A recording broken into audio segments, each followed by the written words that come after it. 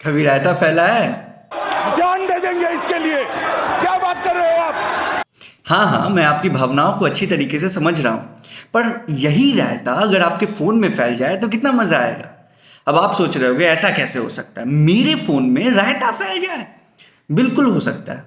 कभी कभी आप अपने फ़ोटो को एडिट करना चाहते हो और आप जानते हो कि कितना भी फ़ोटो एडिट कर लूँ फ़र्क तो कुछ पड़ना नहीं है, बट स्टिल आप गूगल पर जाते हो, उस पर सर्च करते हो और specifically how to edit my photo for free, क्योंकि भैया फ्री की आदत भी है और फ्री पसंद भी है और फ्री में कुछ भी मिल जाए खा भी लेंगे, कोई फ़र्क नहीं पड़ता।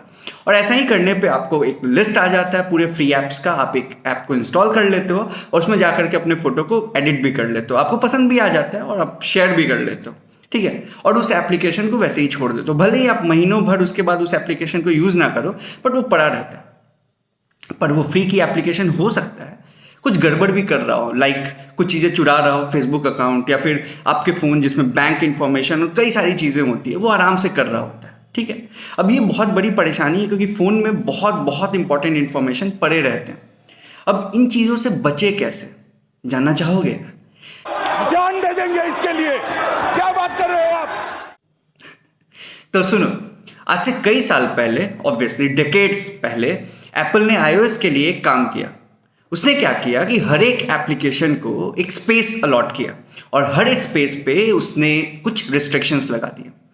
समझने के लिए आप इसको ऐसे भी समझ सकते हो कि एक घर में क्या होता है, लोग रहते हैं और हर एक लोग के लिए कुछ ना कुछ रूम्स बने रहते हैं।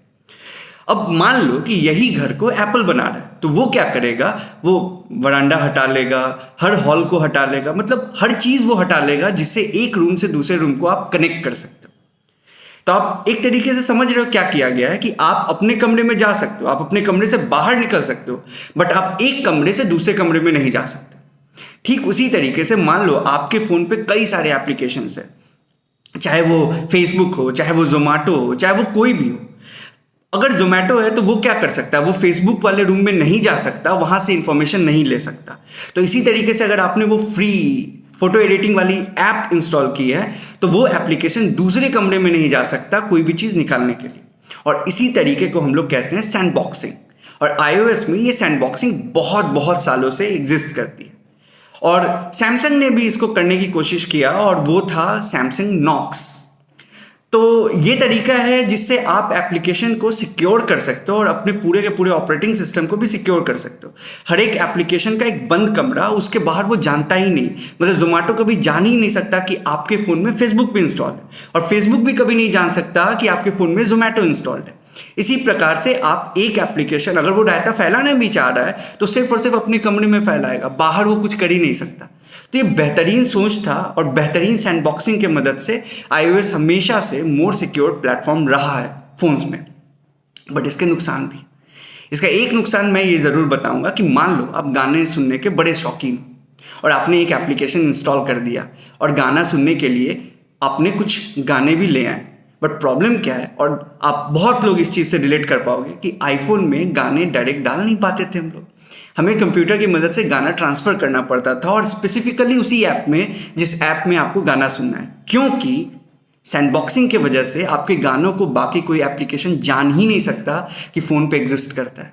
तो अगर आपने 2 म्यूज़िक प्लेइंग ऐप इंस्टॉल कर लिया, जो कि एंड्रॉयड पे आप मोस्ट ऑफ द टाइम करते हो, 5-6 एप्लीकेशन सेम काम के लिए, अगर आईओएस पे आपने ये किया है तो आपको हर एक एप्लीकेशन के लिए वो गाने ट्रांसफ़र करने पड़ेंगे। एग्जाम्पल, वीएलसी अगर आपने इंस्टॉल किया है तो वीएलसी में अगर गाने आपने ट्रांसफ़र किए हैं तो दूसरा कोई भी प्लेयर जो एप्लीकेशन हो जो गाने बजाए वो कभी उन गानों को जान ही नहीं सकता।